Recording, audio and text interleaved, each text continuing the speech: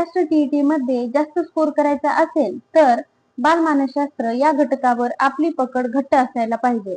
म्हणूनच आपण या व्हिडिओच्या माध्यमातून बालमानसशास्त्राचे काही क्वेश्चनचे रिव्हिजन करणार आहोत. चला तर मग व्हिडिओला सुरुवात करू. इथे क्वेश्चन दिलेला आहे, बालक केंद्रित शिक्षक म्हणजे चाइल्ड सेंटर्ड एज्युकेशन कोणावर आधारित आहे? ऑप्शन आहेत शिक्षक, पाठ्यपुस्तक, बालक, परीक्षा. यामध्ये पहिला जो ऑप्शन आहे शिक्षक, तर शिक्षक बालक केंद्रित शिक्षण पद्धतीमध्ये शिक्षक येईल का? नाही, तर तिथे बालकच म्हणजे सगळ्यात जो महत्वाचा असायला पाहिजे तो बालक असायला पाहिजे. म्हणून बालक केंद्रित शिक्षण पद्धतीत स्पष्ट दिलेला आहे चाइल्ड सेंटर्ड म्हणजे बालकाचा उल्लेख केलेला आहे. शिक्षक केंद्रित शिक्षण म्हटलं असलं तर तिथे शिक्षक आलं असतं. त्याच्यामुळे बालक केंद्रित विचारलंय म्हणून ऑप्शन क्रमांक सी बालक हे याचा आन्सर आहे. म्हणजे बालक केंद्रित शिक्षणामध्ये बालक हा महत्वाचा असतो. त्याच्यानंतर दुसरा क्वेश्चन दिलेला आहे, मल्टिपल इंटेलिजन्स ही थेरी कुणी मांडली? हा सिद्धांत मल्टिपल इंटेलिजन्सचा कुणी मांडला? तर याचं जे ऑप्शन आहे ते आहे गार्डनरने मल्टिपल इंटेलिजन्सचा सिद्धांत मांडला. त्याच्यानंतर तिसरा जो क्वेश्चन आहे, विकास आणि वाढ यामधील फरक कोणता आहे? ऑप्शन आहे दोन्ही समान आहेत, विकास फक्त शारीरिक आहे. त्याच्यानंतरचा ऑप्शन आहे वाढ फक्त शारीरिक आणि विकास सार्वंगीण आहे. त्याच्यानंतर डी नंबरचा जो ऑप्शन आहे त्याच्यात असा आहे वाढ मानसिक आहे.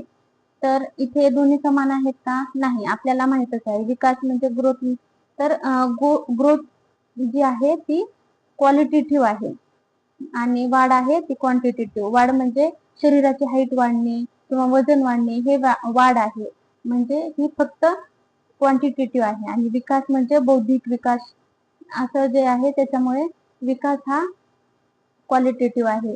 तर दोन्ही समान आहेत का? नाही, विकास फक्त शारीरिक आहे. नाही, विकास हा मानसिक सगळ्या दृष्टीने विकास असतो, त्याच्यामुळे विकास हा फक्त शारीरिक आहे, हे पण ऑप्शन चुकीचं आहे. आणि इथं ऑप्शन सी दिलेला आहे वाढ फक्त शारीरिक. हो, वाढ फक्त शारीरिक आणि विकास सार्वंगीण आहे. त्याच्यामुळे ऑप्शन क्रमांक सी याचं करेक्ट आन्सर आहे. त्याच्यानंतर खालीलपैकी शिकणे कोणते आहे? म्हणजे लर्निंग. खालील क्रियांपैकी लर्निंग ही प्रोसेस कुठे होते? तर उंची वाढण्यामध्ये लर्निंग असते. उंची वाढणे म्हणजे वाढ होणे. वजन वाढणे हे पण वाढच आहे, हे पण. आणि त्याच्यानंतर दात येणे हे पण एक प्रकारे वाढ विकासच येते. त्याच्यानंतर अनुभवामुळे वर्तनात होणारा बदल हे आहे शिकणे. त्याच्यानंतर